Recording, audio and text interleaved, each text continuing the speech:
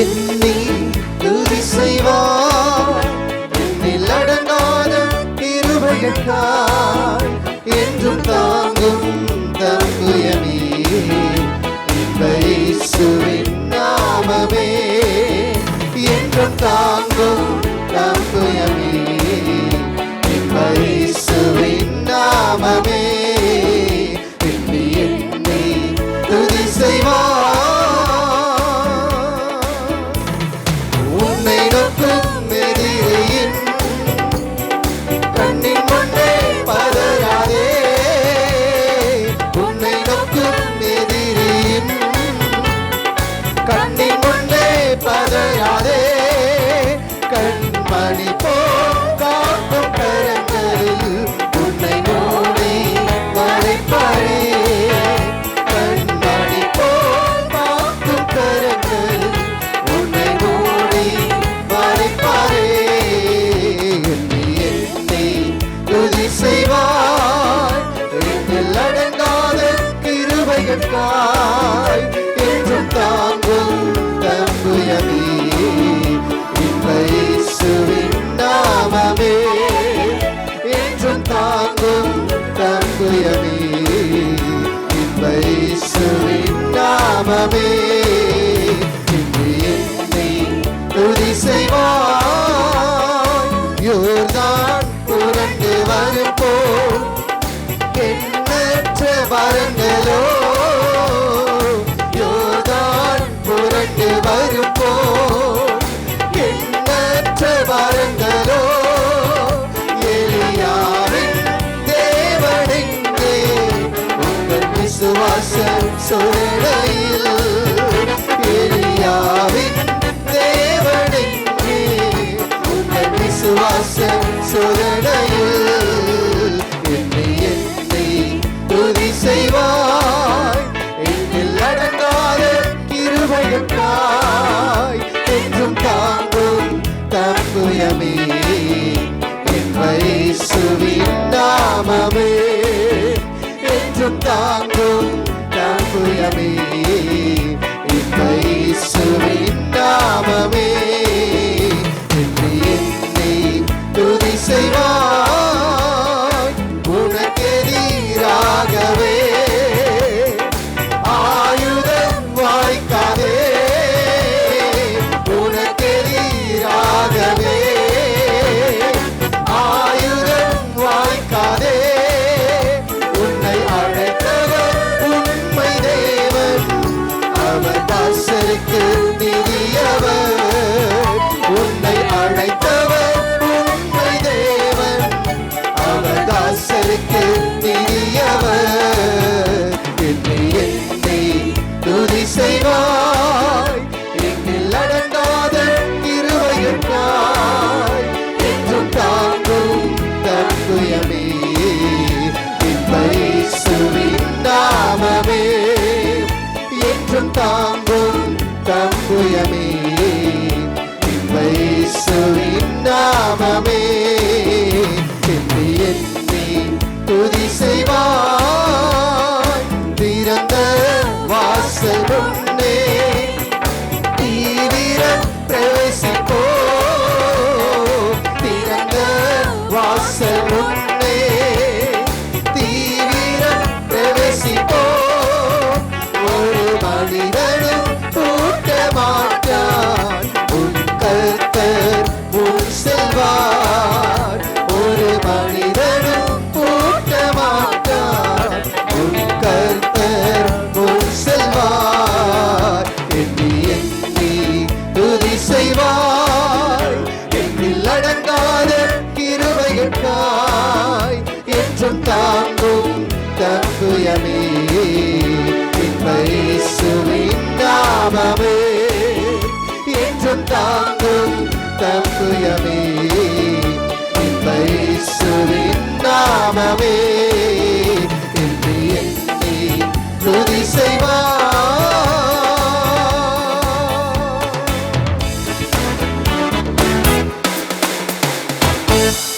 பிதாவாகிய தேவனாலும் கர்த்தராகிய இயேசு கிறிஸ்துவினாலும் கிருபையும் சமாதானமும் உண்டாவதாக. ஆமென். வருடத்தின் கடைசியிலே வந்து நாம் நின்று கொண்டிருக்கிறோம்.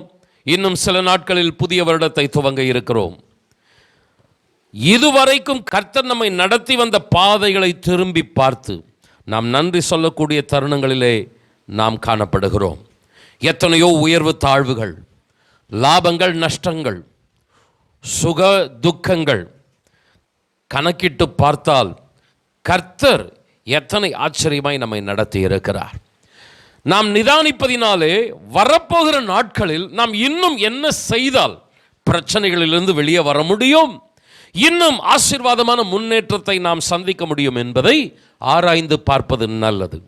கடந்த வாரத்தில் நம்முடைய நம்பிக்கை அறிக்கையிடுகிறதில் அசைவில்லாமல் உறுதியாக இருக்க வேண்டும் என்கிற செய்தியில் நம்முடைய ஜெப நேரங்களில், பாடல் வேளைகளில், ஒருவரோடு ஒருவர் நாம் பேசுகிற தருணங்களில் நாம் எப்படிப்பட்ட நம்பிக்கையை அறிக்கையிடுகிறோம்.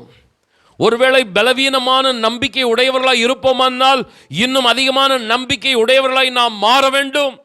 நம்மை பலவீனம் படுத்துகிற எதிரடையான சிந்தனைகளிலிருந்து, வார்த்தைகளிலிருந்து நம்மை விடுவித்துக் கொண்டு நம்மை பலப்படுத்தக்கூடிய, ஆசீர்வாதங்களை சுதந்திரித்துக் கொள்ளக்கூடிய அசைவில்லாத நம்பிக்கையை வெளிப்படுத்த வேண்டும் என்று நாம் தியானித்தோம். வாக்குத்தத்தம் பண்ணினவர் உண்மையுள்ளவராக நம்முடைய வாழ்க்கையிலே நமக்காக யாவையும் செய்து முடிப்பார் என்று தியானித்தோம். இந்த நாட்களிலும் அன்பானவர்களே, ஆண்டவருடைய சமூகத்திலே பாரத்தோடு ஜெபித்து கொண்டிருந்த பொழுது பல வருடங்களுக்கு முன்பதாக தியானித்த ஒரு வேத பகுதி தான் என்றாலும் தேவன் ஒரு புதிய கோணத்திலே இன்றைக்கு தியானிக்க கர்த்தர் உதவி செய்தார். ஆண்டவரும் நம்முடைய பாதைகளை பின்னிட்டு திரும்பி பார்க்க வைக்கிறார். நீ எகிப்து தேசத்திலிருந்து புறப்பட்ட நாளை கொஞ்சம் சிந்தித்துப்பார் என்று நம்முடைய கடந்த காலங்களை சிந்தித்து பார்க்க வைக்கிறார். இந்த சிந்தித்து பார்த்தல் எதற்காக என்றால், இதுவரைக்கும் கர்த்தர் நம்மை ஆச்சரியமாய் நடத்தி இருக்கிறார். சத்துரு போராடி இருக்கிறான், மனிதர்கள் பலவிதமான சூழ்நிலைகளை கொண்டு வந்திருக்கிறார்கள். ஆனால் கர்த்தர் ஆச்சரியமாய் நடத்தி கொண்டிருக்கிறார். இந்த புதிய வருடத்திலே வரப்போகிற நாட்களிலே ஆண்டவர் சொல்லுகிறார், இன்னும் ஆசீர்வாதங்களை, மகிமையான காரியங்களை உங்களுக்காக நான் செய்ய வல்லவராக இருக்கிறேன். அதனால் அன்பானவர்களே, நம்மை உற்சாகப்படுத்தக்கூடிய, தட்டி கொடுக்கக்கூடிய வார்த்தைகளுக்கு நேராக நம்முடைய கவனத்தை செலுத்துவோம். கர்த்தர் நம்மோடு இடைபடுவாராக, நம்மை உற்சாகப்படுத்துவாராக, ஆசீர்வதிப்பாராக. யோவான் சுவிசேஷம் 12ஆம் அதிகாரம் 28ஆம் வசனம். பிதாவே, உமது நாமத்தை மகிமைப்படுத்தும் என்றார். அப்பொழுது மகிமைப்படுத்தினேன், இன்னமும் மகிமைப்படுத்துவேன் என்கிற சத்தம் வானத்திலிருந்து உண்டாயிற்று. உங்களுடைய வாழ்க்கையின் மூலமாக இதுவரைக்கும் நான் என்னுடைய நாமத்தை மகிமைப்படுத்தி கொண்டு வந்திருக்கிறேன், இன்னமும் நான் மகிமைப்படுத்த போகிறேன் என்று கர்த்தர் இந்த நாளிலே நம்மை உற்சாகப்படுத்துகிறார். இதுவரைக்கும் கர்த்தர் எந்தெந்த காரியங்களில் மகிமையான காரியங்களை நம்முடைய வாழ்க்கையிலே செய்திருக்கிறார் என்பதை நாம் கவனித்து பார்க்க வேண்டும். உலக பிரகாரமான காரியங்களாக இருந்தாலும், ஆவிக்குரிய காரியங்களாக இருந்தாலும், தேவன் செய்த மகிமையான செயல்களை சற்று நீங்கள் சிந்தித்து பாருங்கள். கடுமையான வியாதியின் நேரத்தில் ஆண்டவர் நம்மை அற்புதமாய் சுகப்படுத்தி இருக்கிறார்.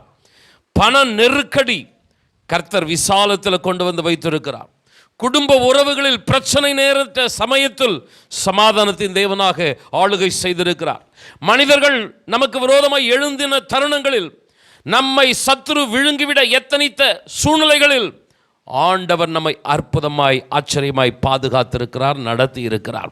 சற்று நாம் ஆராய்ந்து பார்த்து ஆண்டவருக்கு நன்றி செலுத்த வேண்டும். ஆண்டவரே, இதுவரைக்கும் நீர் எத்தனை நன்மைகளை செய்திருக்கிறீரப்பா, உமக்கு நன்றி என்று சொல்லும் பொழுது ஆண்டவர் சொல்லுகிறார், இன்னமும் நான் மகிமைப்படுத்த போகிறேன். எத்தனை பேர் ஆமென் சொல்லுகிறீர்கள்? ஹல்லேலூயா. இதுவரைக்கும் நீர் மகிமைப்பட்டீரப்பா, இன்னமும் மகிமைப்பட போகிறீர் ஆண்டவரே. ஒரு காரியத்தை சொல்லுகிறேன் அன்பானவர்களே, 29ஆம் தேதி கொடுக்க வேண்டிய செய்தி, இந்த செய்தியை நான் ஆயத்தப்படுத்தி கொண்டிருக்கும் பொழுது இந்த செய்தி 29ஆம் தேதிக்கு தள்ளி வைத்து விடலாமா என்று இருந்தேன். ஆனால் கர்த்தர் கொடுக்கிற அந்த மன்னாவை உடனுக்குடனாக கொடுத்து விட வேண்டும். எத்தனை பேர் ஆமென் சொல்றீங்க? அதனால் வார்த்தைகளை கொடுக்கிறவர் கர்த்தர் நிச்சயமாய் நடத்துவார்.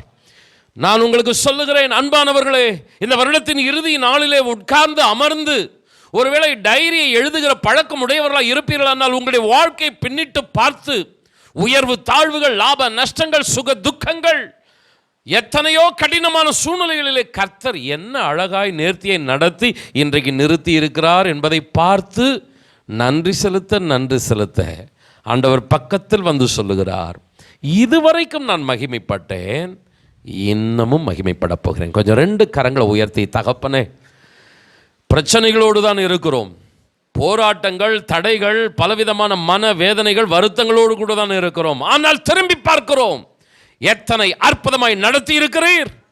நீர் ஆண்டவரே எங்களோடு கூட இருந்ததினாலே தான் இத்தனை ஆண்டவரே சுகத்தோடு பாதுகாப்போடு இந்த வருடத்தின் இறுதி தருணங்களிலே வந்து நாங்கள் நிற்கிறோம். நன்றி செலுத்துகிறோம் அப்பா. நீர் கொடுக்கிற வார்த்தையை உள்வாங்கிக் கொள்ளுகிறோம். இதுவரைக்கும் எங்கள் மூலமாய், குடும்பத்தின் மூலமாய், திருச்சபையின் மூலமாய் மகிமைப்பட்டவர் இன்னமும் மகிமைப்படுவீராக. எஞ்சியுள்ள நாட்கள், புதிய வருடங்கள் உம்முடைய நாமம் மகிமைப்படுவதாக. சத்தம் ஆமென் சொல்லலாமா? 1 சாமுவேல் 7ஆம் அதிகாரம் 12ஆம் வசனம். அப்பொழுது சாமுவேல் ஒரு கல்லை எடுத்து மிஸ்பாவுக்கும் சேனுக்கும் நடுவாக நிறுத்தி, இம்மட்டும் கர்த்தர் எங்களுக்கு உதவி செய்தார் என்று சொல்லி அதற்கு எபினேசர் என்று பெயரிட்டான். இஸ்ரவேல் ஜனங்களுக்கு மிக பெரும் தலைவலியாய் காணப்பட்டவர்கள் பெலிஸ்தியர்கள். அடிக்கடி அவர்களை பிரச்சனைக்கு இழுத்துக்கொண்டே இருந்தார்கள். இவர்கள் எந்த வம்புக்கும் போகாவிட்டாலும் அவர்கள் வேண்டுமென்றே வம்புக்கு இழுத்து ஏதாயிலும் ஒரு யுத்த சூழ்நிலையை ஏற்படுத்துவார்கள். கோலியாத் சம்பவத்தில் கூட பார்த்தீங்கன்னா, அவனா ஓடி வந்து நிற்பான். உங்கள யாராவது இருக்கிறீங்களா, என்னோட வந்து ஒண்டியா மோதுங்க. ஒரு அமைதியான சூழ்நிலையில் தேவ ஜனங்கள் சமாதானமா அமர்ந்த தண்ணீர் அண்டையில் இளைப்பாறுதலா இருக்கிறது சத்துருவுக்கு பிடிக்காத ஒன்று. ஏதாயிலும் குட்டையை குழப்பிட்டே இருக்கணும், பிரச்சனை ஏற்படுத்திட்டே இருக்கணும். பெலிஸ்தியர்கள் வந்து மறுபடியும் இந்த 7ஆம் அதிகாரத்தில் இஸ்ரவேல் ஜனங்களுக்கு ஒரு பிரச்சனை ஏற்படுத்தும்படி நின்று கொண்டிருக்கிறார்கள். அந்த நாட்களில் ராஜா இல்லை. முதல் ராஜா ஏற்படுத்தப்பட்ட காலம் சவுல். அதற்கு முந்தின காலம் இது. ராஜா இல்லை, தேசத்தில் இராணுவமும் இல்லை. ஆனால் கர்த்தர் இருக்கிறார். கர்த்தருடைய தீர்க்கதரிசி சாமுவேல் இருக்கிறான். ஒரு ஆலோசனை கொடுக்கிறான், நீங்கள் இப்படியெல்லாம் செயல்படுங்கள், ஜெபியுங்கள், சத்துருவை நம்மாலே வீழ்த்த முடியும். சத்துரு 1 சாமுவேல் 7ஆம் அதிகாரத்தில் பார்க்கும் பொழுது முற்றிலுமாய் அவர்கள் மறுபடியும் எழுந்து நிமிர்ந்து நிற்க முடியாதபடி மடங்கடிக்கப்பட்டார்கள். கர்த்தருக்கு ஸ்தோத்திரம். அந்த நேரத்தில் சாமுவேல் செய்த முக்கியமான காரியத்தை தான் நான் உங்கள் மத்தியில் வைக்க விருப்பப்படுகிறேன். என்ன செய்கிறான்? மிஸ்பாவுக்கும் சேனுவுக்கும் நடுவாக ஒரு கல்லை நிறுத்துகிறான்.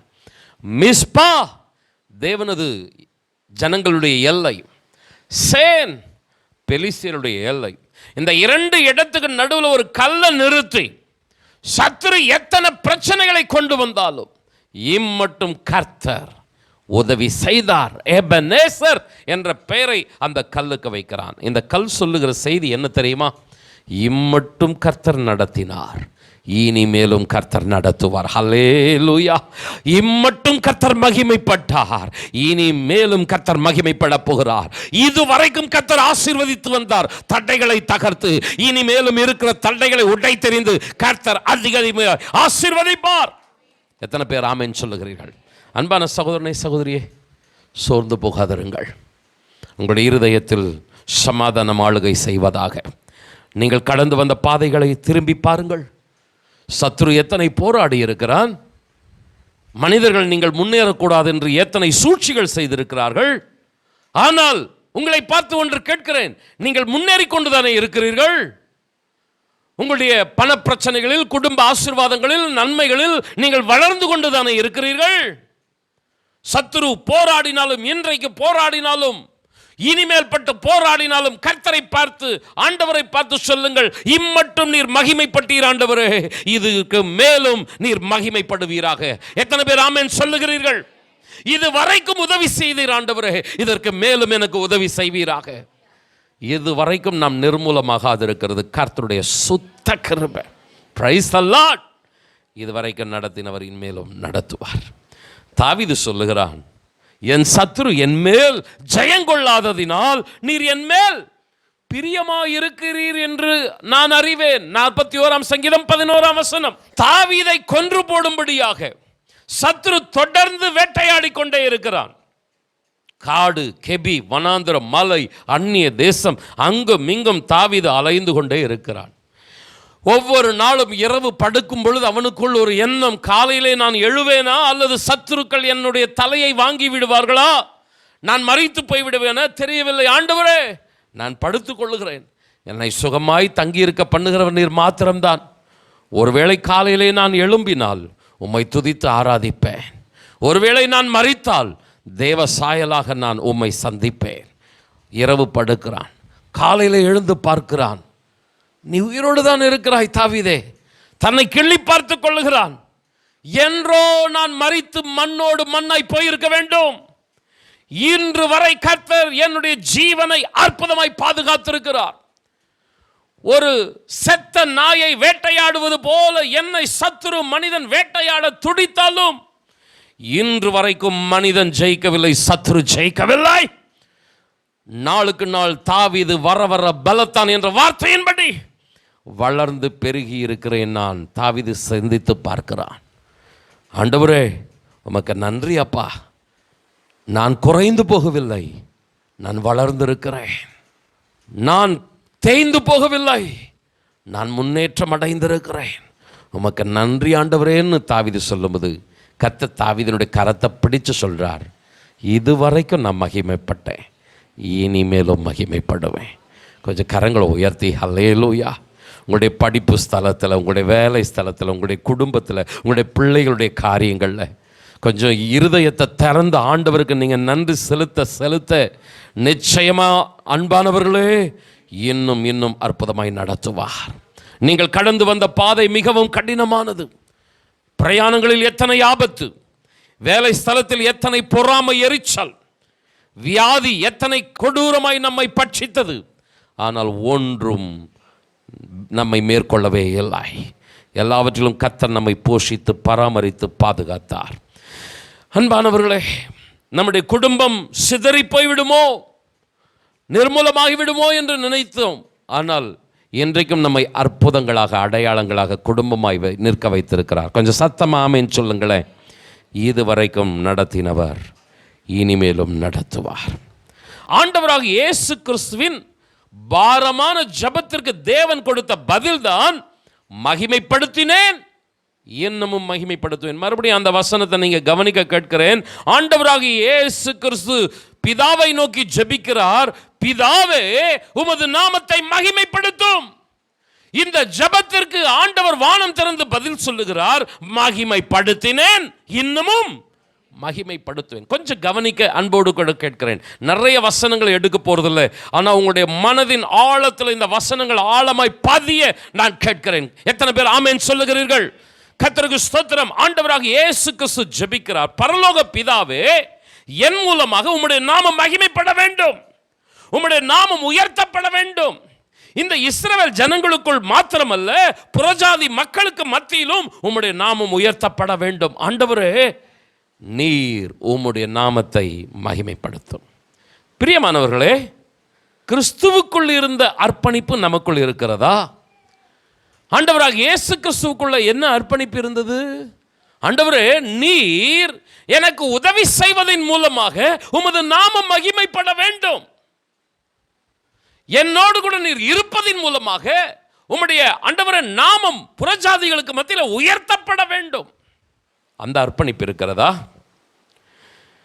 அன்பானவர்களே, தேவன் எனக்கு உதவி செய்ய வேண்டும் விரும்புகிறோம். ஆண்டவரே நீங்கள் எனக்கு உதவி செய்வதின் மூலமாய் உம்முடைய நாமம் மகிமைப்பட வேண்டும். எனக்கு நீர் நன்மை செய்கிறதின் மூலமாய் உம்முடைய பெயர் சமுதாயத்தில் என்னை சுற்றிலும் இருக்கிற மக்களுக்கு மத்தியிலே உயர்த்தப்பட வேண்டும். திருச்சபையிலே, குடும்பத்திலே உம்முடைய திட்டம், சித்தம் எனக்குள் நிறைவேற வேண்டும்.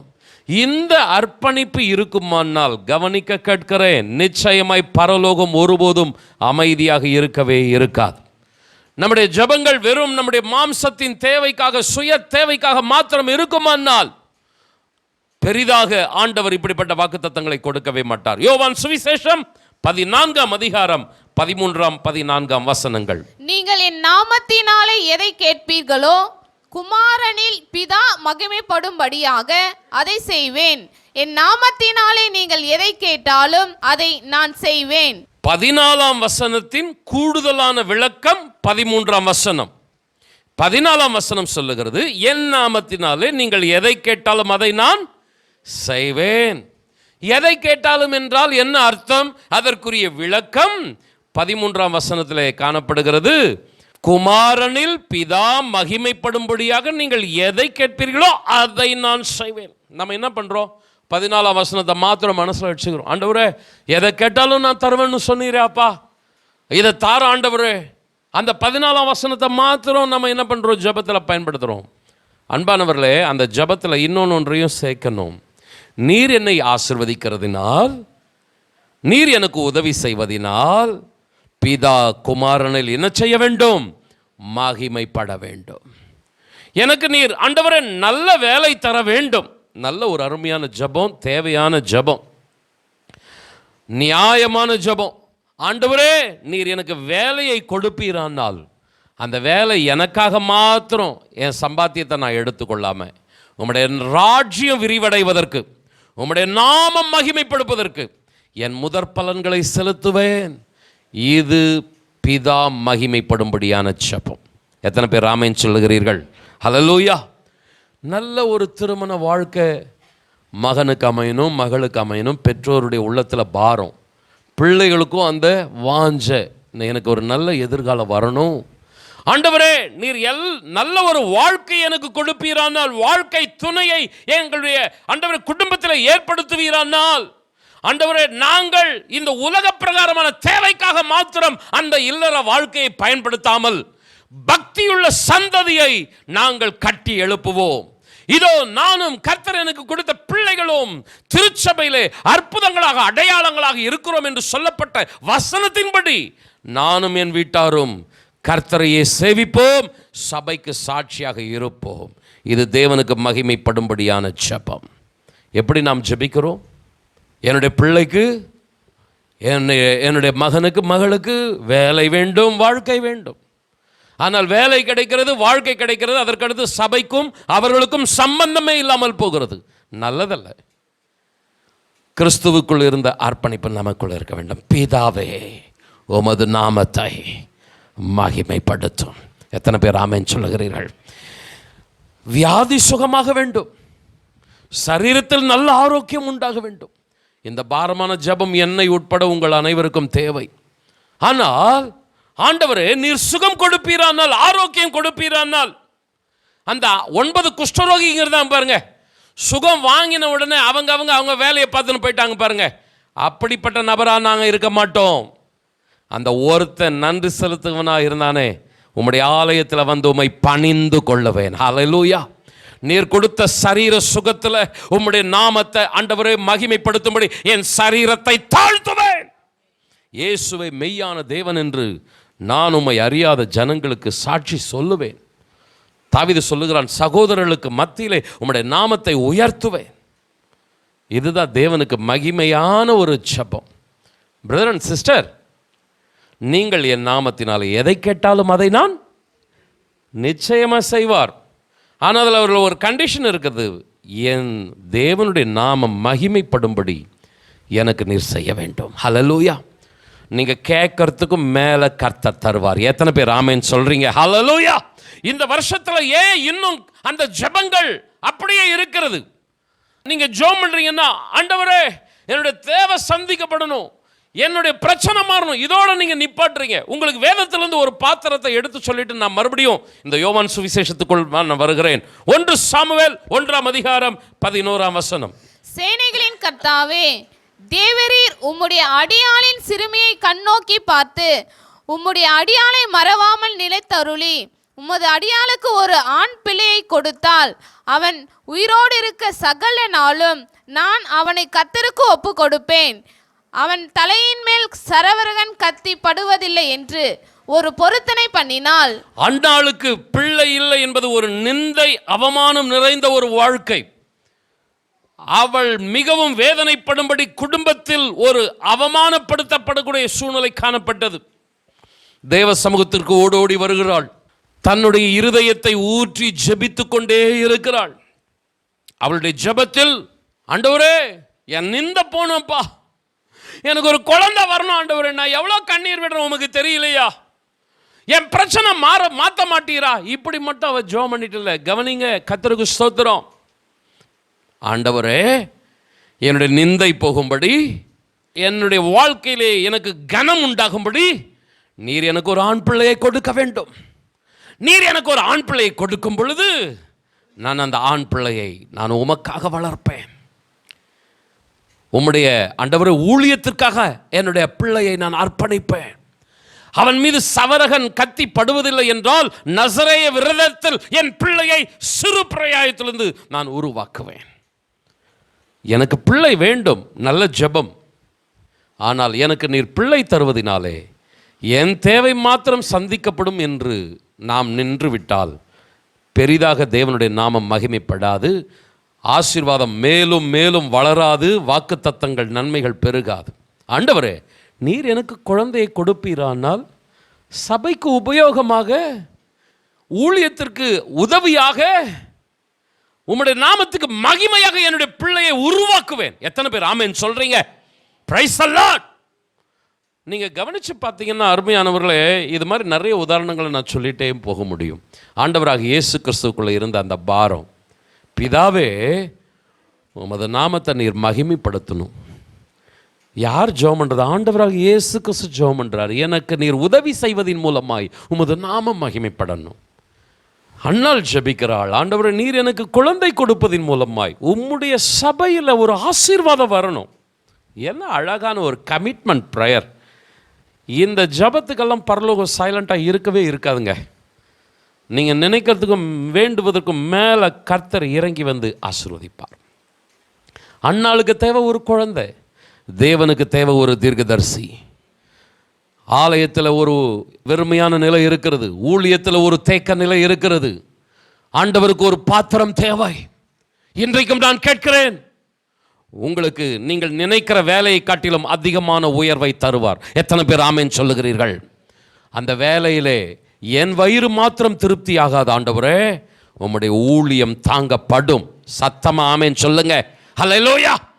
எனக்கு ஒரு நல்ல வாழ்க்கை அமைப்பீரானால் நானும் என் வீட்டாரும் நானும் கர்த்தரனுக்கு கொடுக்கிற பிள்ளைகளும் அற்புதங்களாய் அடையாளங்களாய் சபையிலே சாட்சியாய் நிற்போம். சத்தமா ஆமென் சொல்லுங்க. ஆண்டவரே, எனக்கு சுகம் கொடுப்பீரான்னா நான் உம்முடைய நாமத்தை உயர்த்துவேன். உம்மை அறியாத மக்களுக்கு நான் உம்முடைய வல்லமையை நான் பறைசாற்றுவேன். சொல்லுங்க அருமையானவர்கள். தாவீது சொல்றான் பாருங்க, 115:1, எங்களுக்கு அல்ல கர்த்தாவே, எங்களுக்கு அல்ல, உமது கிருபை நிமித்தமும் உமது சத்தியத்தின் நிமித்தமும் உம்முடைய நாமத்திற்கே மகிமை வர பண்ணும். கொஞ்ச நேரத்துக்கு முன்னாடி நான் சொன்னேன், தாவீது பிழைப்பேனா என்கிற ஒரு அவநம்பிக்கையோடு தன்னுடைய வாழ்க்கையை நடத்தி கொண்டிருந்தான். ஒவ்வொரு நாளும் மரணத்தின் பாதையிலே கடந்து போய் கொண்டிருந்தான். கர்த்தருக்கு ஸ்தோத்திரம். அந்த சூழ்நிலையை பார்த்துட்ட உடனே அடுத்த வசனங்களை நீங்க கவனிச்சு பார்த்தீங்கன்னா, அவனை பார்த்து கேட்கிறாங்க, தேவன் தேவன் ஆராதிக்கிறிய, ஜெபம் சபைக்கு போறியே, உன் தேவன் எங்கே என்று நிந்திக்கிறார்கள், பரிகாசம் பண்ணுகிறார்கள் தாவீதை பார்த்து.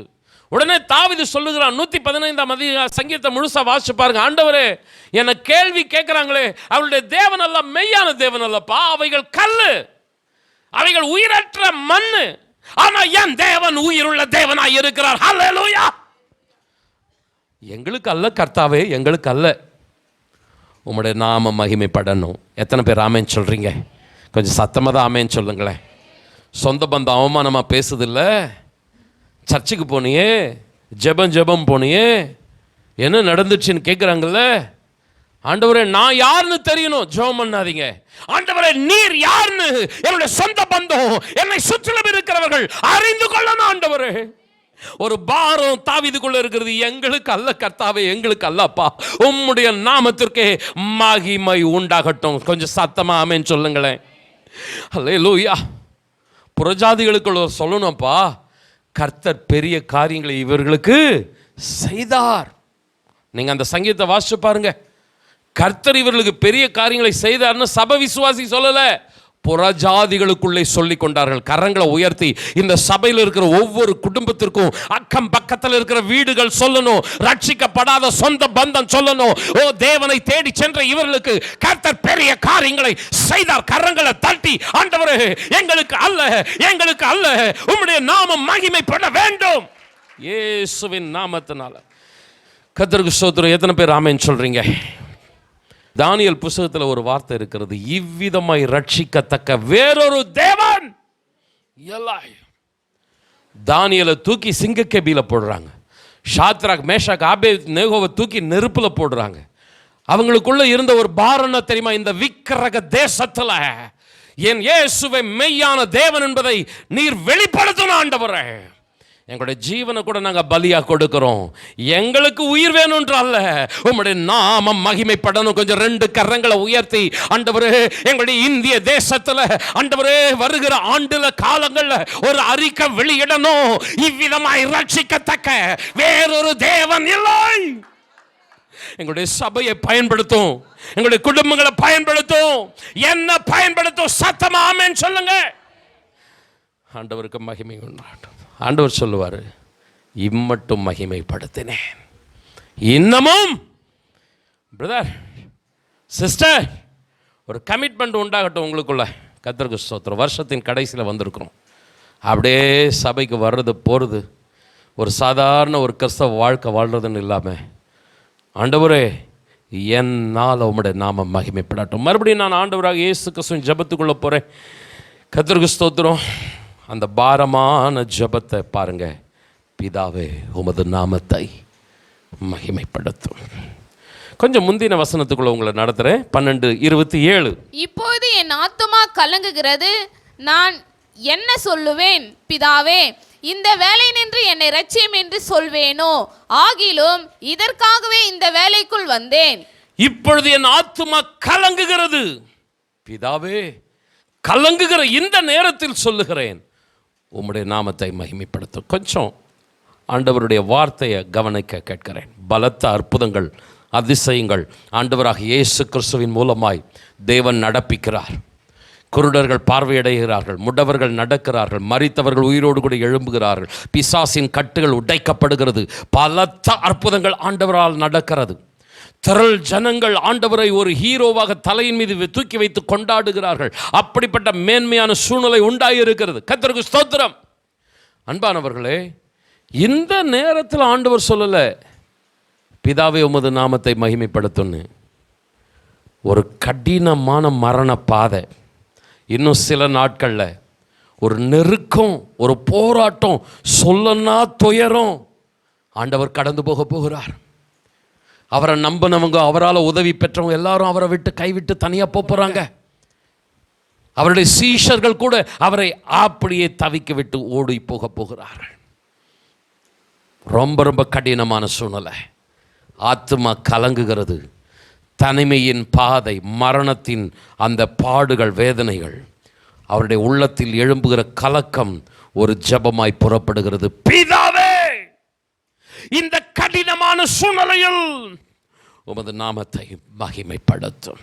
பிரதர் அண்ட் சிஸ்டர், உங்களை சந்தோஷப்படுத்த, உற்சாகப்படுத்த இத்தனை நேரம் நான் பேசிட்டு இருந்தேன். ஆனால் உங்கள் மனதை அழுத்தக்கூடிய பாரங்கள். ஆலயத்துக்கு வருகிறீர்கள், நிம்மதியாக கொஞ்ச நேரம் கர்த்தரை துதிக்கிறீர்கள். வீட்டுக்கு போகிறீர்கள், சூழ்நிலைகளை பார்க்கும் பொழுது உடைந்து போகிறீர்கள். வேலை ஸ்தலத்திலே நொறுங்குகிறீர்கள். பலவிதமான சூழ்நிலைகளிலே கண்ணீர் விட்டு கதறுகிறீர்கள். ஆலயத்துக்கு வரும் பொழுது அது யாருக்கும் தெரிவதில்லை, ஊழியக்காரருக்கும் தெரிவதில்லை. உங்களுடைய இருதயத்தில் காணப்படுகிற நொறுக்குதல்கள், அந்த வேதனைகள். ஆனால் உங்களுக்கு ஒரு காரியத்தை சொல்லுகிறேன். நீங்கள் அந்த கடினமான பாதை கடந்து போகும் பொழுது ஆண்டவரை பார்த்து சொல்லுங்கள், ஆண்டவரே, இந்த சூழ்நிலையில் உமது நாமம் மகிமைப்படட்டும். என் கண்களில் கண்ணீர் வடிந்தாலும், என்னுடைய வாழ்க்கையில் பாடுகளை, போராட்டங்களை நான் தொடர்ந்து சந்தித்து கொண்டிருந்தாலும், ஒரு ஜெபத்தை வைக்கிறேன். பிதாவே, உமது நாமம் என் மூலமாய் மகிமைப்படட்டும். சத்தமா ஆமென் சொல்லுங்களேன். ஒரு நல்ல வேலை கிடைக்கும் போதுன்னு சொன்னேன், நல்ல வாழ்க்கை கிடைக்கும் போதுன்னு சொன்னேன், நல்ல சுகம் கிடைக்கும் போதுன்னு சொன்னேன். கர்த்தர் அந்த சூழ்நிலையும் நமக்கு தருவார். எத்தனை பேர் ஆமென் சொல்கிறீங்க? இன்னைக்கு இருக்கிற மாதிரியே நீங்கள் தொடர்ந்து இருக்க போகிறதில்ல. சூழ்நிலைகளை மாற்றப் போகிறார், உயர்வுகளை சந்திக்க போகிறோம். ஆனால் தேவனுடைய உள்ளம் உடைந்து நொறுங்கின ஒரு ஜெபம் அவருடைய கண்ணீரின் பாதை. பிரதர் அண்ட் சிஸ்டர், உங்களை தைரியப்படுத்துகிறேன். ஆண்டவராக இயேசு கிறிஸ்து இந்த கண்ணீரின் நேரத்தில் உறவுகளையும் மனிதர்களையும் நோக்கி பார்த்திருந்தா கண்டிப்பாக சோர்ந்து போயிருப்பார். தன்னோடு இருக்க வேண்டிய சீஷர்கள் இல்லையே என்ற ஒரு கவலை அவருடைய இருதயத்தை ஆளுகை செய்திருந்தால் அவருடைய உள்ளத்தில் ஒரு எதிர்மறையான எண்ணம் வந்திருக்கும். தவறான முடிவை, தவறான நபர்களை தேர்ந்தெடுத்து விட்டேனா? தவறாக நான் முடிவு செய்து விட்டேனா? வாழ்க்கையிலே, குடும்பத்திலே பிரச்சனைகள் இருக்கிறது. தவறான ஒரு வாழ்க்கை துணையை தேர்ந்தெடுத்து விட்டேனா? சொல்லாதிருங்கள். எப்படிப்பட்ட வாழ்க்கை, எப்படிப்பட்ட வேலை, எப்படிப்பட்ட ஊழியம், எல்லா இடத்திலும் இந்த கலங்கக்கூடிய சூழ்நிலை நிச்சயம் உண்டு. ஆனால் ஒரு பாரம் உங்களுக்குள்ளும் எனக்குள்ளும் ஜெபமாக புறப்பட வேண்டும். ஆண்டவரே, இந்த சூழ்நிலையில் உம்முடைய நாமத்தை நீர் மகிமைப்படுத்தும். Praise the Lord. எத்தனை பேர் ஆமென் சொல்றீங்க? சின்ன வயசுலேருந்து, வாலிப வயசுலேருந்து என் இருதயத்தின் ஆழத்தில் ஒரு வசனம் அப்படியே பயங்கரமான ஸ்ட்ராங்காக பதிஞ்சிடுச்சு. அந்த வசனம் என்னை எப்பொழுதுமே நடத்துங்க. அந்த வசனத்தை நான் உங்களுக்கு சொல்கிறேன். 40ஆம் சங்கீதம் 16ஆம் வசனம். உம்மை தேடுகிற அனைவரும் உமக்குள் மகிழ்ந்து சந்தோஷப்படுவார்களாக. உம்முடைய ரட்சிப்பை விரும்புகிறவர்கள் கர்த்தருக்கு மகிமை உண்டாவதாக என்று எப்பொழுதும் சொல்வார்களாக. இந்த வசனத்தின் 2ஆம் பகுதி என்னுடைய வாழ்க்கையில் அடிக்கடியாய் அறிக்கையாகவே காணப்படும். உம்முடைய ரட்சிப்பை விரும்புகிறவர்கள் என்ன சொல்ல வேண்டும்? கர்த்தருக்கு மகிமை உண்டாவதாக. கவனிக்க கேட்கிறேன். உம்முடைய ரட்சிப்பை என்று சொல்லப்படுகிற வார்த்தை என்ன? நான் கடந்த வாரமே சொன்னேன். ரட்சிப்பு என்பது ஒரு பாவத்திலிருந்து கிடைக்கிற ஒரு விடுதலை மாத்திரமல்ல, மனிதனால் சத்துருவால் வருகிற போராட்டங்களிலிருந்து கிடைக்கிற ஒரு விடுதலையையும் இந்த ரட்சிப்பு என்பது காட்டுகிறது. இந்த விடுதலையை விரும்புகிறவர்கள் சொல்ல வேண்டிய, அறிக்கையிட வேண்டிய ஒரு வார்த்தை என்னன்னா, கர்த்தருக்கு மகிமை உண்டாவதாக. உங்களுக்கு ஒரு ரகசியம் சொல்கிறேன் பிரதர், சிஸ்டர். ஒருவேளை என்னை பார்த்து நீங்கள், பாஸ்டர் எப்படி இவ்வளோ நீங்கள் கடினமான பாதையில் போயிருந்தாலும் எப்படி நீங்கள் இப்படி நிற்கிறீங்க அப்படின்னா, அந்த ரகசியம் இதுதான். எனக்கு உயர்வு வந்தாலும் நான் சொல்ல வேண்டிய வார்த்தை, ஆண்டவரை நீர் மகிமைப்படும். நான் அவமானப்படுகிற, கண்ணீர் விடுகிற, உடைக்கப்படுகிற, நொறுங்கி போன சூழ்நிலை வந்தாலும் இந்த சூழ்நிலையிலும் தேவனே நீர் மாத்திரம் மகிமைப்படணும் ஆண்டவரே. கொஞ்சம் 2 கரங்களை உயர்த்தி, உங்களுடைய ஜனங்கள் சொல்ல நான் துயரத்தில் கடந்து போயிட்டுருக்குறாங்க. வருடத்தை முடிக்க இருக்கிற தருணத்தில் எத்தனையோ மன அழுத்தங்கள் அவருடைய குடும்பத்தில், அவருடைய வேலை ஸ்தலத்தில், அவருடைய வாழ்க்கையில், பிள்ளைகளை குறித்து, ஆண்டவரே சரீர பலவீனங்களை குறித்து எத்தனையோ மன பாரங்கள். 2 கரங்களை உயர்த்தி, தகப்பனே உமக்கு மகிமை உண்டாகட்டும். நான் கடந்து போகிற இந்த சூழ்நிலையில, இந்த கண்ணீரின் பாதையிலே நீர் மாத்திரம் மகிமைப்படுவீராக. அல்லேலூயா. ஆண்டவராக இயேசு கிறிஸ்து எந்த நேரத்தில் சொல்லுகிறார்? பிதாவே உமது நாமத்தை மகிமைப்படுத்தும் என்று எந்த நேரத்தில் சொல்லுகிறார்? கானா ஊரில் தண்ணீர் திராட்சை ரசமாகும்போது சொன்னாரா? இல்லை. அவருடைய ஆத்துமா கலங்குது. மரண பாடு அவரை நெருங்குகிறது. சீஷரெல்லாம் அவரை விட்டு விலகிறதுக்கு ஆயத்தமாயிட்டு இருக்கிறாங்க. எல்லாரும் கைவிடுகிற தருணம், தனிமையின் பாதை, போராட்டம், மனம் கலங்குகிறது. அந்த நேரத்தில் அவருடைய உள்ளத்திலிருந்து ஒரு சத்தம் புறப்படுகிறது, பிதாவே உமது நாமத்தை மகிமைப்படுத்தும். பரலோகத்திலிருந்து ஒரு சத்தம் இறங்கி வருகிறது. இதுவரைக்கும் நான் உன் மூலமாக என் நாமத்தை மகிமைப்படுத்தினேன், இப்பொழுது சொல்லுகிறேன், இன்னமும் நான் மகிமைப்படுத்த போகிறேன். கரங்களை தட்டி இயேசுவின் நாமத்தினால எங்களுடைய திருச்சபையின் மூலமாய், குடும்பத்தின் மூலமாய், ஒவ்வொரு சகோதர சகோதரியின் மூலமாய் உம்முடைய நாமம் மகிமைப்படுவதாக. எத்தனை பேர் ஆமென் சொல்றீங்க? உங்களை யார் வேணுமெனா எது வேணுமெனா சொல்லட்டுங்க. நான் உங்களுக்கு சொல்கிறேன், உங்களுடைய ஊழியக்காரனாக நான் சொல்கிறேன், கர்த்தர் உங்கள் மூலமாக மகிமைப்பட்டு இருக்கிறார். ஹல்லேலூயா. இதா அப்படி அதா அப்படின்னு உங்களை ஏளனமாக யார் வேணுமெனா பேசட்டுங்க. ஆனால் நான் உங்களுக்கு தைரியம் சொல்கிறேன், இம்மட்டும் உங்கள் மூலமாக நான் மகிமைப்பட்டு இருக்கிறேன். ஒவ்வொருத்தருடைய கரத்தை பிடித்து சொல்றார், இன்னமும் நான் மகிமைப்பட போகிறேன். கரங்களை தட்டி ஹல்லேலூயா ஹல்லேலூயா. தேவனே உமக்கு மாத்திரம் மகிமை உண்டாகட்டும், நீர் மாத்திரம் மகிமைப்படுவீராக. இதுவரைக்கும் என் வாழ்விலே மகிமைப்பட்டவர், இனி மேலும் மகிமைப்படுவீராக. சத்தம் ஆமென் சொல்ல கேட்கிறேன். ஒரு குறிப்பை வச்சுட்டு நான் முடிக்கிற அருமையானவர்களே, ஆண்டவராக இயேசு கிறிஸ்து அறிக்கையை மறுபடியும் சுட்டி காட்டுறேன். மறுபடியும் அந்த 27ஆம் வசனத்தை கவனிங்க. இப்போது என் ஆத்துமா கலங்குகிறது, நான் என்ன சொல்லுவேன்? பிதாவே இந்த வேலை நின்று என்னை இரட்சியும் என்று சொல்வேனோ? ஆகிலும் இதற்காகவே இந்த வேலைக்குள் வந்தேன். கர்த்தருக்கு ஸ்தோத்திரம். இந்த வசனத்திலிருந்து ஒரே ஒரு பாயிண்டை எடுத்து நான் முடிக்கிறேன். ஆகிலும் இதற்காகவே இந்த வேலைக்குள் வந்தேன்.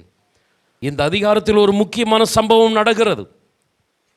அந்த சம்பவம் நடப்பதால் தான் ஆண்டவர் சொல்லுகிறார், பிதாவை உமது நாமத்தை மகிமைப்படுத்தும். என்ன சம்பவம் நடக்கப் போகிறது?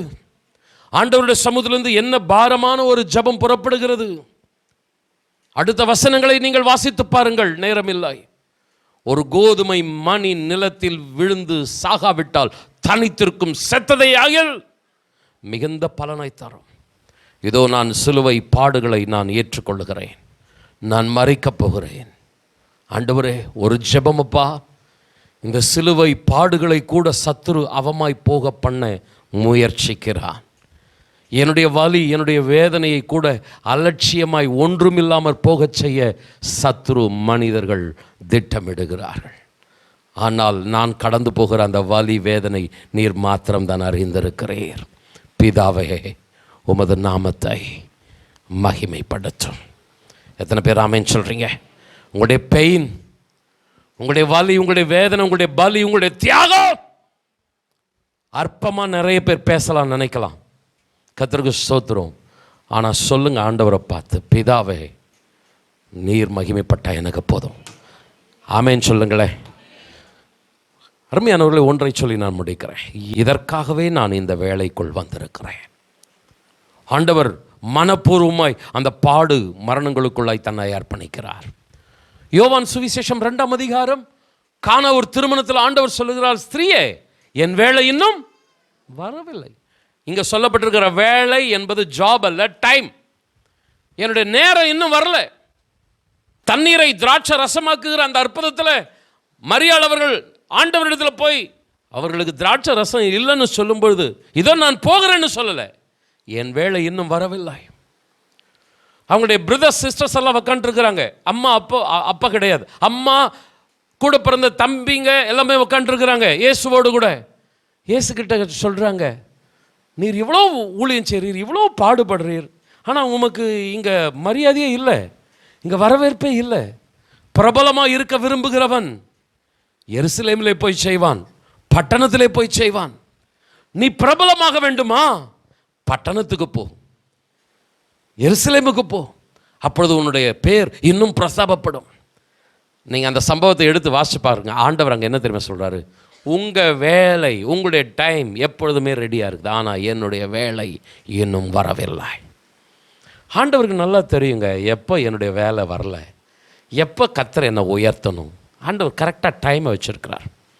அவருக்கு பிதாவாகிய தேவன் எல்லாத்தையும் வெளிப்படுத்தி இல்லை, உனக்கு கரெக்டாக இந்த வருஷம் இந்த மாதம் இதெல்லாம் நடக்கும் அப்படின்லாம் ஆண்டவர் சொல்லலை. ஒரு சில அடையாளங்களை தான் கிறிஸ்துவக்கிட்ட கொடுத்துட்டார். இப்போ கூட மனுஷகுமார் என்றைக்கு வரப்போகிறார் மத்திய ஆகத்தில், அந்த நாள் அந்த நேரம் யாருக்கு மாத்திரம்தான் தெரியும்? பிதாவுக்கு மாத்திரம்தான் தெரியும். குமாரனும் அதை அறியா. இயேசு கிறிஸ்து தேவனாக இருந்தாலும் அவர் மாம்சத்தில் வந்ததுனால நிறைய வெளிப்பாடுகள் ஒரு சிலது அவரை குறித்து அவருக்கு கொடுக்கப்படவில்லை. ஆனால் ஆண்டவர் அவருக்கு சில அடையாளத்தை கொடுத்தார். எந்த நேரம் நீ சிலுவையை சுமக்க வேண்டிய நேரமாக இருக்கும்னா ஒரு அடையாளத்தை கர்த்தர் கொடுத்தார். உன்னுடைய ஊழியம் இஸ்ரவேலுக்குள்ள மாத்திரம் இருக்காது, ஒரு நாள் வரும் புறஜாதிகள் உன்னை தேடி வருவார்கள். இந்த யோவான் 12ஆம் அதிகாரத்தில் இயேசு கிறிஸ்துவை தேடி வந்தது யார்? கிரேக்கர்கள். கிரேக்கர்கள் சாதாரண மனிதர்கள் அல்ல. அந்த நாட்களிலேயே கிரேக்கர்கள் தான் தத்துவ ஞானிகள், வைஸ் மென். அவர்கள் தான் ராஜாக்கள், பெரிய பெரிய வியாபாரிகள், ஆலோசனைக்காக தேடுகிறவர்கள். யாருன்னு அந்த கிரேக்கர்கள் தான். ஒரு பெரிய கம்பெனின்னு வைத்துக் கொள்ளுங்கள், அந்த பெரிய கம்பெனியில் ஒரு ஆலோசனைக்காரனா யார் இருப்பானா? அந்த கிரேக்கன் இருப்பான். அந்த அளவுக்கு உலகம் தேடி சென்ற ஞானிகளின் கூட்டம் கிரேக்கர்கள்.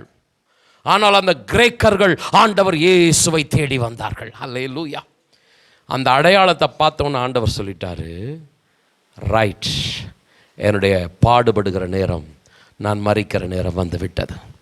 என்னுடைய ஊழியம் இந்த சின்ன வட்டத்திற்குள் முடிந்து போகிறது இல்லை. என்னுடைய ஊழியம் உலக அளவிலே, என்னுடைய பலி, என்னுடைய பாடு, என்னுடைய மரணம் முழு உலகத்தையும் ஆதாயப்படுத்தும் நேரம் வந்து விட்டது. Praise the Lord. எத்தனை பேர் ஆமென் சொல்கிறீங்க? சிஸ்டர், பிரதர், உங்களுக்கு நாளைக்கு என்ன நடக்கும்னு குறி சொல்கிற மாதிரி சொல்கிறதுக்கு இல்லை. எனக்கும் ஆண்டவர் சொல்ல மாட்டார், உங்களுக்கும் அப்படி சொல்ல மாட்டார். ஆனால் சில அடையாளங்களை உங்களை ஆவியில் கர்த்தர் வைப்பார்.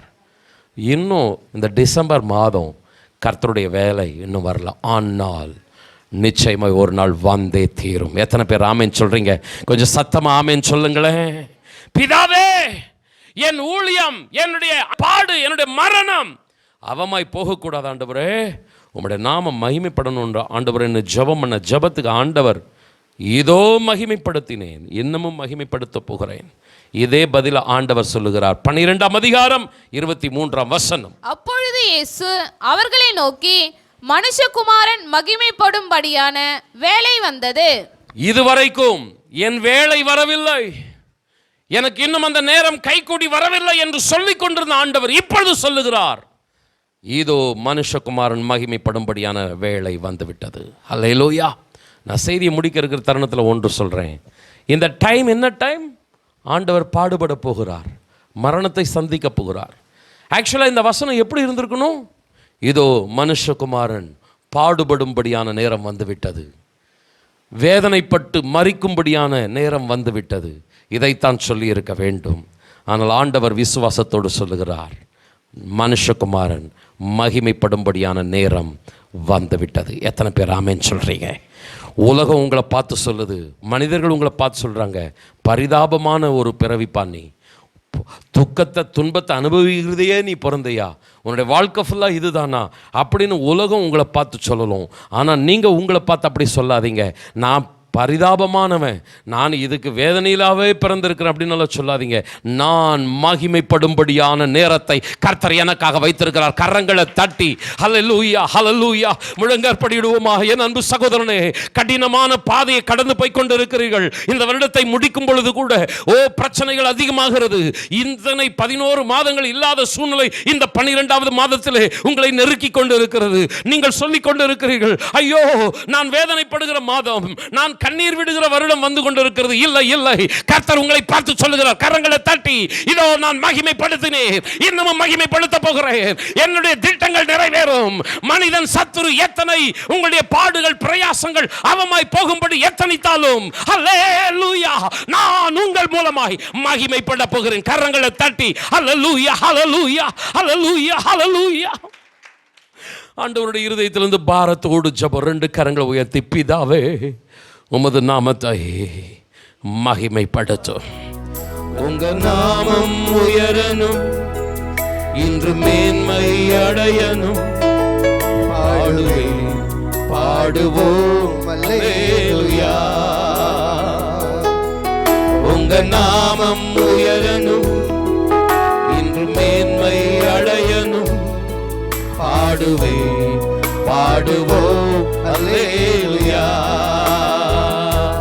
Hallelujah, hallelujah, hallelujah, hallelujah, Yahweh,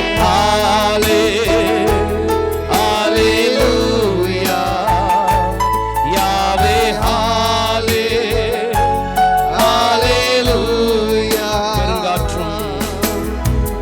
பெருங்காற்றும் அடங்கி போகும், எக்கடலும் வழி திறக்கும், உங்க நாமம் உயர்த்தும் போது கன்மலையும் கரைந்து போகும். பெருங்காற்றும் அடங்கி போகும், எக்கடலும் வழி திறக்கும், உங்க நாமம் உயர்த்தும் போது கன்மலையும் கரைந்து போகும். இயேசுவே உம் நாமமே உயரணும், அல்லேலூயா. இயேசுவே உம் நாமமே பெருகணும், அல்லேலூயா. உங்க நாமம் உயரணும், இன்று மேன்மை அடையணும், பாடுவேன் பாடுவோம் அல்லேலூயா. உங்க நாமம் உயரணும், இன்று மேன்மை அடையணும். பாடுவேன் பாடுவோம். பிதாவே, உமது நாமத்தை மகிமைப்படுத்தும். ஆண்டவர் சொல்லுகிறார், தாயின் கற்பத்தில் உன்னை உண்டாக்கினது நாள் முதற்கொண்டு இன்று வரை என் நாமத்தை உன் மூலமாய் மகிமைப்படுத்திக் கொண்டிருக்கிறேன். இன்று உன் கரத்தை பிடித்து சொல்லுகிறேன், இன்னமும் மகிமைப்படுத்துவேன். கரங்களை தட்டி ஹல்லேலூயா. சமாதானத்தோடு இருங்கள். சத்துரு எத்தனை போராடினாலும் அவனுடைய திட்டங்கள் படுதோல்வியில் முடியும். பரலோக திட்டம் உங்களுடைய வாழ்க்கையிலே, குடும்பத்திலே, திருச்சபையிலே நிறைவேறும். கரங்களை தட்டி கர்த்தருக்கு நன்றி பலிகளை செலுத்துவோமா? ஆமென். சகோதரர் பிரான்சிஸ் அவர்கள் நம்மை இறுதி ஜெபத்திலே நடத்துவார்கள். ஹல்லேலூயா. எங்களுக்கல்ல கர்த்தாவே, எங்களுக்கல்ல, உம்முடைய கிருபை நிமித்தம், உம்முடைய சத்தியத்தின் நிமித்தம், உம்முடைய நாமத்திற்கே மகிமை வரட்டும். கர்த்தாவே, இந்த காலை வேளையிலே, இந்த ஓய்வு நாளிலே உம்முடைய பிள்ளைகளாகிய நீர் எங்களை உம்முடைய சமூகத்திற்கு அழைத்து வந்து உம்முடைய நாமத்தை மகிமைப்படுத்தினீரப்பா. உம்முடைய நாமம் அது அதிசயம் ராஜா. உம்முடைய நாமம் அது எங்களுக்கு ஒரு மிகப்பெரிய ஆறுதல் ராஜா. ராஜா, இந்த நாளிலே உம்முடைய நாமத்தை மகிமைப்படுத்தும்படி நீர் எங்களை தெரிந்து கொண்டதற்காக நாங்கள் நன்றி செலுத்துகிறோம். நன்றி செலுத்துகிறோம் தகப்பனே. இப்பொழுது என் ஆத்துமா கலங்குகிறது என்று சொல்லி குமாரன் பரலோகத்திற்கு செய்தி அனுப்புகிறார். தகப்பனே, உம்முடைய வீட்டில் இருக்கிற எங்களுடைய சத்தம் உமக்கு கேட்கிறது ராஜா. எங்கள் ஆத்துமா கலங்குகிறது என்று நீர் அறிந்திருக்கிறீரப்பா. ராஜா, இந்த வேளையிலே எங்களை உம்முடைய கரத்திலே நாங்கள் ஒப்பு கொடுக்கிறோம் தகப்பனே. உம்முடைய நாமத்தை மகிமைப்படுத்தும்படி எங்களுக்கு உம்முடைய நாமத்தை தெரியப்படுத்துங்க ராஜா. நாங்கள் இன்று உமக்கு பிரியமுள்ள பிள்ளைகளாக, உம்முடைய சத்தியத்தில் நடக்கிற பிள்ளைகளாக, உம்முடைய சாட்சிகளாக நீர் எங்களை உருவாக்கும்படி இந்த நாளிலே உம்முடைய வார்த்தைகளை நீர் எங்களுக்கு வெளிப்படுத்தினீங்க. அதற்காக நாங்கள் நன்றி செலுத்துகிறோம் தகப்பனே. இந்த காலை வேளையிலே நீர் எங்கள் மூலமாய் மகிமைப்படுவதற்காக நன்றி செலுத்துகிறோம் தகப்பனே. யோவான் ஸ்நானன் சொன்னது போல, அவர் பெருகவும் நாங்கள் சிறுகவும். ஆம் தகப்பனே, இந்த காலை வேளையிலே உம்முடைய நாமத்தை மகிமைப்படுத்தும்படி நீர் எங்களை பயன்படுத்துங்க ராஜா. நீர் எங்களை பயன்படுத்துங்க தகப்பனே. நாங்கள் எங்களை உம்முடைய கரத்திலே களிமண்ணாய் கொடுக்கிறோம். நீர் உமக்கு பிரியமுள்ள பாத்திரங்களாக நீர் எங்களை மாற்றும்படி எங்களை களிமண்ணாய் உம்முடைய கரத்திலே நாங்கள் தாழ்த்துகிறோம் தகப்பனே. பரலோகத்திலிருந்து குமாரனுக்கு ஒரு சத்தம் வருகிறது, மகிமைப்படுத்தினேன், இன்னும் மகிமைப்படுவேன் என்ற அந்த வார்த்தையின்படி நீர் எங்களுக்கு சொல்லுகிற வார்த்தை, மகிமைப்படுத்தினேன், இன்னும் உங்களுடைய வாழ்க்கையிலே நான் மகிமைப்படுவேன் என்று நீர் எங்களுக்கு தகப்பனே ரட்சிப்பை கொடுத்து நீர் அனுப்புவதற்காக நாங்கள் நன்றி செலுத்துகிறோம் தகப்பனே. ராஜா, இந்த காலை வேளையிலே எங்களை உம்முடைய கரத்திலே களிமண்ணாய் கொடுக்கிறோம் தகப்பனே. நாங்கள் கேட்ட செய்தி எங்கள் ஆத்துமாவை சந்தோஷிப்பிக்கிறது ராஜா, எங்களை உயிர்ப்பிக்கிறது தகப்பனே, எங்களை எழும்பு நடக்க செய்கிறது ராஜா. அதற்காக நாங்கள் நன்றி செலுத்துகிறோம் தகப்பனே. இந்த காலை வேளையிலே ராஜா, செத்தவனை போல, உடைந்த பாத்திரத்தை போல நாங்கள் அமர்ந்திருந்தோம். நீர் எங்களுக்கு ஜீவனை கொடுத்தீரப்பா, நீர் எங்களை எழுப்பினீரப்பா, எங்களை ஆசீர்வதித்தீர் தகப்பனே. எங்கள் மூலமாய் நீர் மகிமைப்பட்டீர் ராஜா. தொடர்ந்து தகப்பனே, நாங்கள் என்றும் உம்முடைய வழியிலே நடக்க நீர் எங்களுக்கு போதுமானவராயிருந்து, பரிகாரியாயிருந்து, பராக்கிரமசாலியாயிருந்து எங்களை நடத்தும்படி எங்களை தாழ்த்துகிறோம் தகப்பனே. உம்முடைய வார்த்தைக்காக, உம்முடைய வல்லமைகளுக்காக, உம்முடைய ஆசீர்வாதத்திற்காக, வருஷத்தின் கடைசி நாட்களிலே உம்முடைய வல்லமையை நீர் எங்களுக்கு வெளிப்படுத்தியதற்காக, எங்களை சாட்சிகளாக மாற்றியதற்காக எங்களை உம்முடைய கரத்திலே தாழ்த்தி உம்முடைய கரத்திலே ஒப்புக் கொடுக்கிறோம். வருகிற ஆண்டிலே எங்களை உம்முடைய சாட்சிகளாக, உம்முடைய ஊழியர்களாக தகப்பனே, இந்த உலகத்திற்கு உப்பாக, இந்த உலகத்திற்கு வெளிச்சமாக நீர் எங்களை ஆசீர்வதித்து அனுப்பும்படி இந்த நாளிலே எங்களை உம்முடைய கரத்திலே தாழ்த்துகிறோம். தொடர்ந்து உம்முடைய நாமத்தின் மகிமைக்கென்று எங்களை பயன்படுத்தும். நீர் பெருகவும் நாம் சிறுகவும் இயேசுவின் நாமத்தில் ஜெபிக்கிறோம் நல்ல பிதாவே, ஆமென். என் ஆத்துமாவே கர்த்தரை ஸ்தோத்திரி, என் முழு உள்ளமே பரிசுத்த நாமத்தை ஸ்தோத்திரி. என் ஆத்துமாவே கர்த்தரை ஸ்தோத்திரி, கர்த்தர் செய்த சகல உபகாரங்களை மறவாதே. ஆமென். நம்முடைய கர்த்தராகிய இயேசு கிறிஸ்துவின் கிருபையும் பிதாவாகிய தேவனது அன்பும் பரிசுத்த ஆவியானவருடைய ஆசீர்வாதமான வழி நடத்துதலும் நம் அனைவரோடு கூட என்றென்றும் தங்கியிருப்பதாக. ஆமென். Praise the Lord. கர்த்தர் உங்களை ஆசீர்வதிப்பாராக.